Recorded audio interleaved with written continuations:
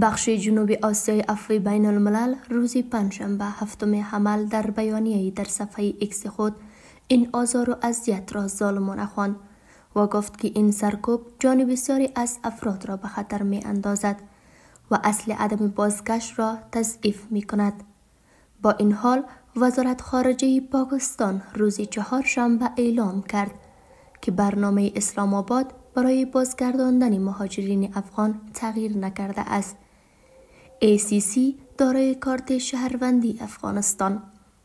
شفقت علی خان سخنگوی این وزارت در نشست خبری هفتگی خود در اسلام آباد گفت که مدت اقامت افغانها در پاکستان تمدید نشده و حکومت پاکستان متعهد به بازگرداندن آنها است.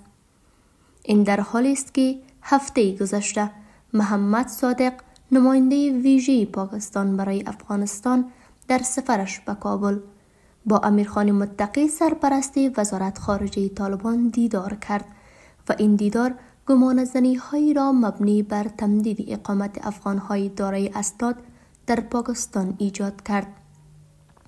در این دیدار متقی از پاکستان خواست تا به مهاجرین افغان اجازه دهد که به گونه تدریجی و داوطلبانه به کشورشان بازگردند، اما سخنگوی وزارت خارجه پاکستان تنها گفت که در سفر محمد صادق به کابل در مورد مسائل خاص بحث شده و پیشنهادات ارائه شده و هر زمانی که تصمیم گرفته شود اعلام خواهد شد.